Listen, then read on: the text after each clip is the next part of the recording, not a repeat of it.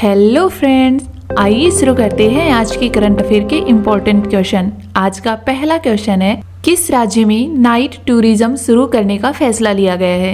इसका सही उत्तर आएगा ऑप्शन ए, राजस्थान में। राजस्थान राज्य में नाइट टूरिज्म शुरू करने का फैसला लिया गया है। राजस्थान में आने वाले पर्यटक नाइट टूरिज्म का भी आनंद ले सकेंगे। गुलाबी नगरी हो या फिर उदयपुर, जैसलमेर, भरतपुर, बीकानेर समेत अन्य प्रमुख पर्यटन स्थलों पर कार्यक्रम आयोजित किए जाएंगे। पर्यटकों को रात की खूबसूरती देखने का अवसर भी मिलेगा। राज्य में इससे काफी संख्या में पर्यटकों की संख्या में बढ़ोतरी देखने को मिलेगी। जयपुर में नाइट टूरिज्म को बढ़ावा देने के लिए रात के समय कल्चर एक्टिविटी, खाने पीने के लिए जगह, लाइटिंग सहित अन्य पर कार्य किया जाएगा। इसके लिए जल महल की पाल सहित परकोटे पर जगह चुनी जाएगी। राजस्थान में आने वाले पर्यटकों को इससे संस्कृति एवं कला से रूबरू होने का मौका मिलेगा। पर्यटन विशेषज्ञों के अनुसार इन शहरों के बाद अन्य प्रदेश के अन्य शहरों में भी नाइट टूरिज्म की शुरुआत की जा सकती है। लेकिन राजस्थान में नाइट टूरिज्म की शुरुआत करने के लिए पर्यटन विभाग को पर्यटकों की सुरक्षा को ध्यान में रखते हुए बहुत सी तैयारियां करनी पड़ेंगी। अगला क्वेश्चन है, राजस्थान के किस जिले में साइबर सुरक्षा जागरूकता किताब का विमोचन किया गया है? इसका सही उत्तर आएगा ऑप्शन बी, कोटा में। कोटा शहर के मनोवैज्ञानिक व लेखक वरुण रसेवट ने साइबर सुरक्षा जागरूक को साइबर ठगी को रोकने के लिए साइबर सुरक्षा जागरूकता किताब का विमोचन किया है। साइबर ठगी से होने वाले नुकसान के बारे में इस किताब में जिक्र किया गया है। इसके अलावा सामाजिक मान मर्यादा का नुकसान, आपराधिक प्रवृत्ति का विकसित होना और परिवार में मनमुटाव और डिप्रेशन होना बताया गया है। किताब विमोचन पुलिस महानिरीक्षक कोटा रेंज रवि दत्त गौड़ और बूंदी के महाराव वंशवर्धन सिंह जी ने किया है। अगला क्वेश्चन है, राजस्थान के किस जिले में राष्ट्रीय कला महोत्सव पंचतत्व का आयोजन होगा? इसका सही उत्तर आएगा ऑप्शन बी, जयपुर में। पर्यावरण संरक्षण के संदेश को जन जन तक पहुंचाने के लिए 8 और 9 मार्च को राष्ट्रीय कला महोत्सव पंचतत्व के छठे संस्करण का आयोजन जयपुर में होगा।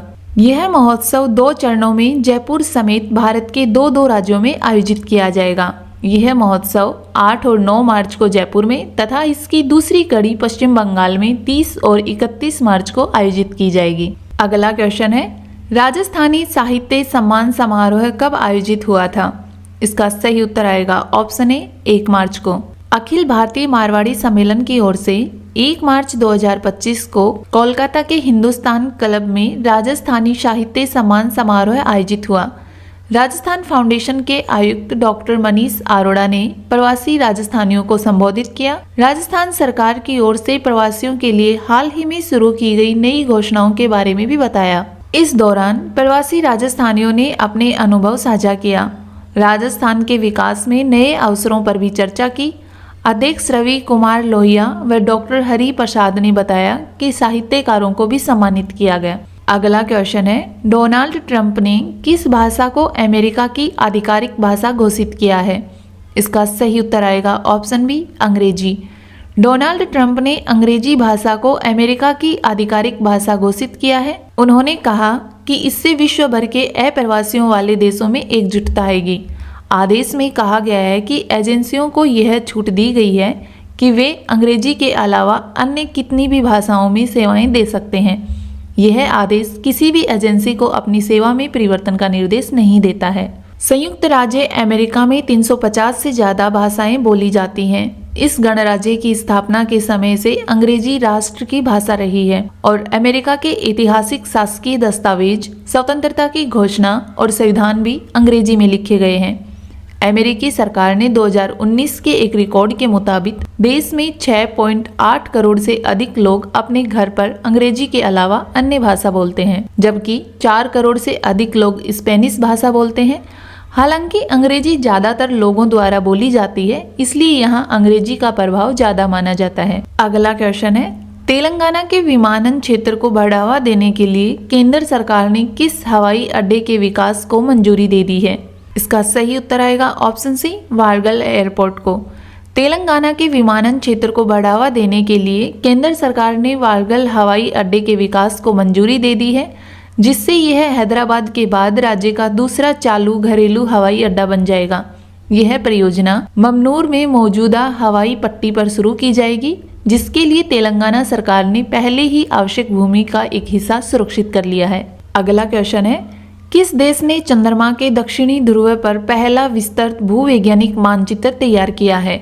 इसका सही उत्तर आएगा ऑप्शन ए, भारत ने। भारतीय वैज्ञानिकों ने चंद्रयान 3 मिशन के डेटा का उपयोग करके चंद्रमा के दक्षिणी ध्रुव का पहला विस्तृत भूवैज्ञानिक मानचित्र तैयार कर ऐतिहासिक उपलब्धि हासिल की है। यह नया मानचित्र चंद्र सतह की स्थलाकृति, गड्ढों के निर्माण और भूवैज्ञानिक इतिहास के बारे में महत्वपूर्ण जानकारी देता है। इस शोध में भौतिक अनुसंधान प्रयोगशाला, पंजाब विश्वविद्यालय और इसरो के इलेक्ट्रो ऑप्टिक्स सिस्टम प्रयोगशाला ने सहयोग किया, जिससे चंद्रमा के विकास को समझने में एक बड़ी सफलता मिली। अगला क्वेश्चन है, विश्व वन्य जीव दिवस कब मनाया जाता है? इसका सही उत्तर आएगा ऑप्शन सी, 3 मार्च को। हर साल 3 मार्च को दुनिया भर में विश्व वन्य जीव दिवस मनाया जाता है। इस दिवस को मनाने के पीछे का उद्देश्य है जंगली जीवों और वनस्पतियों के संरक्षण के प्रति दुनिया भर में जागरूकता फैलाना। इस दिन को थाईलैंड ने संयुक्त राष्ट्र महासभा में प्रस्तावित किया था। संयुक्त राष्ट्र महासभा के 68वें स्तर में 3 मार्च को विश्व वन्य जीव दिवस घोषित किया गया था। यह तारीख 1973 में वन्य जीवों और वनस्पतियों की लुप्तप्राय प्रजातियों में अंतर्राष्ट्रीय व्यापार पर कन्वेंशन को अपनाने का दिन है। अगला क्वेश्चन है, किस राज्य में क्रूज सेवा शुरू की जाएगी? इसका सही उत्तर आएगा ऑप्शन सी, दिल्ली में। दिल्ली में यमुना को संजीवनी देने के मिशन में जुटी बीजेपी सरकार अब नदी में क्रूज सेवा शुरू करने जा रही है।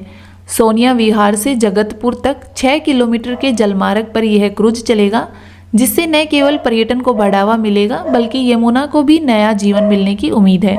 दिल्ली पर्यटन एवं परिवहन विकास निगम ने 28 फरवरी को इस परियोजना के लिए योग्य ऑपरेटर की तलाश में प्रस्ताव जारी किया।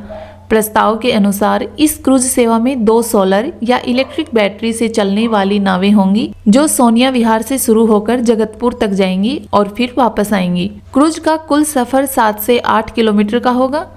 Delhi Jal board, inland waterways authority of India, Delhi Vikas Pradhikaran और बाढ़ नियंत्रण विभाग मिलकर इस परियोजना को पूरा करेंगे। अगला क्वेश्चन है, किस राज्य ने राज्य सरकार के कर्मचारियों के लिए स्वास्थ्य बीमा योजना शुरू की है?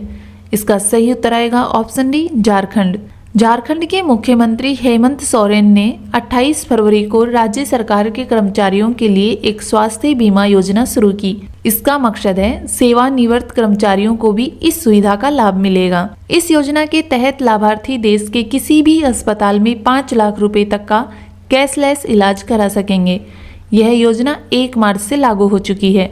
अगला क्वेश्चन है, गुजरात के मेहसाणा जिले के निर्मित गोवर्धन नाथ मंदिर का उद्घाटन किसने किया? इसका सही उत्तर आएगा ऑप्शन बी, अमित शाह जी ने। केंद्रीय गृह मंत्री अमित शाह जी ने 2 मार्च को गुजरात के मेहसाणा जिले के पिलवई में बना गोवर्धन नाथ मंदिर का उद्घाटन किया। इस अवसर पर उन्होंने मंदिर में विधिवत पूजा अर्चना भी की। अमित शाह जी ने 150 साल पुराने इस मंदिर का जीर्णोद्धार करवाया, जिसके बाद गृह मंत्री अमित शाह जी के द्वारा भगवान गोवर्धन की मूर्ति की स्थापना भी की गई। इससे पहले मंदिर प्रांगण में भगवान गोवर्धन की शोभा यात्रा निकाली गई, जिससे भक्तों ने उत्साह और श्रद्धा के साथ भाग लिया। शोभा यात्रा के बाद गृह मंत्री अमित शाह जी ने सेठ जीसी हाई स्कूल के विद्या भवन और सांस्कृतिक भवन का भी लोकार्पण किया। इस अवसर पर गुजरात के स्वास्थ्य मंत्री ऋषिकेश पटेल, राज्यसभा सांसद मयंक नाइक, लोकसभा सांसद हरिभाई पटेल सहित कई अतिथियों की उपस्थिति रही। अगला क्वेश्चन है, दिल्ली में महिला समृद्धि योजना कब से शुरू होगी? इसका सही उत्तर आएगा ऑप्शन सी, 8 मार्च। दिल्ली में भारतीय जनता पार्टी की सरकार 8 मार्च से महिला समृद्धि योजना के तहत महिलाओं को प्रति माह 2,500 रुपए देने के लिए योजना की प्रक्रिया शुरू करेगी। दिल्ली विधानसभा चुनाव के दौरान भाजपा ने सत्ता में आने पर आर्थिक रूप से कमजोर वर्ग की महिलाओं के लिए यह योजना लागू करने का वादा किया था। पत्रकारों से बात करते हुए दिल्ली से भाजपा के सांसद मनोज तिवारी जी ने कहा कि 1 महीने के अंदर पात्र महिलाओं की पहचान कर ली जाएगी और फंड ट्रांसफर की प्रक्रिया जल्द ही शुरू की जाएगी। अगला क्वेश्चन है, हाल ही में हिम्मत शाह जी का निधन हो गया है, वह पेशे से क्या थे? इसका सही उत्तर आएगा ऑप्शन डी, मूर्तिकार। भारतीय समकालीन मूर्ति कला के प्रमुख कलाकार हिम्मत शाह जी का रविवार को 92 वर्ष की उम्र में दिल का दौरा पड़ने से निधन हो गया। वैसे तो हिम्मत शाह जी का जन्म गुजरात में हुआ था, लेकिन उन्होंने अपना सारा जीवन जयपुर को समर्पित किया। यही उनका कार्य क्षेत्र रहा। उन्होंने मूर्ति कला में एक अनूठी शैली विकसित की और उनकी कलाकृतियां दुनिया भर में प्रसिद्ध हुई। शाह जी की कृतियों में कांस्य और टेराकोटा माध्यम का अद्भुत प्रयोग देखने को मिलता है। हिम्मत शाह भारत के प्रसिद्ध मूर्तिकार हैं। सन 2000 में उन्होंने जयपुर में स्टूडियो की स्थापना की। हिम्मत शाह को साहित्य कला परिषद पुरस्कार, राष्ट्रीय कालिदास पुरस्कार, गगन अकादमी पुरस्कार आदि पुरस्कारों से सम्मानित किया गया। अगला क्वेश्चन है, यूक्रेन ने किस देश के साथ मिलकर अपनी रक्षा क्षमताओं को मजबूत करने के उद्देश्य से ऋण समझौता किया है? इसका सही उत्तर आएगा option B, United Kingdom. United Kingdom और यूक्रेन ने मिलकर यूक्रेन की रक्षा क्षमताओं को मजबूत करने के उद्देश्य से लगभग $2.84 बिलियन का ऋण समझौता किया है। इस ऋण का उपयोग हथियार बनाने के लिए किया जाएगा। यह समझौता 1 मार्च को दोनों देशों के बीच हुआ है। अगला क्वेश्चन है, मोबाइल वर्ल्ड कांग्रेस 2025 की शुरुआत कहाँ हुई है? इसका सही उत्तर आएगा option A, Spain. Mobile world Congress 2025 की शुरुआत स्पेन में हुई है। इस आयोजन की शुरुआत 3 मार्च 2025 से स्पेन के बार्सिलोना में हो गई है, जो कि 6 मार्च 2025 तक चलेगा। इस 3 दिवसीय मेगा इवेंट में दुनिया भर के तमाम ऑटोमोबाइल और टेक्नोलॉजी कंपनियां शामिल हो रही हैं और अपने अनोखे प्रोडक्ट से दुनिया को चौंकाएगी। इस इवेंट में अनोखे AI रोबोट भी देखने को मिल सकते हैं। वीडियो कैसी लगी कमेंट करके जरूर बताएं। अपने दोस्तों के साथ ज़्यादा से ज़्यादा शेयर करें और चैनल को सब्सक्राइब करें। धन्यवाद।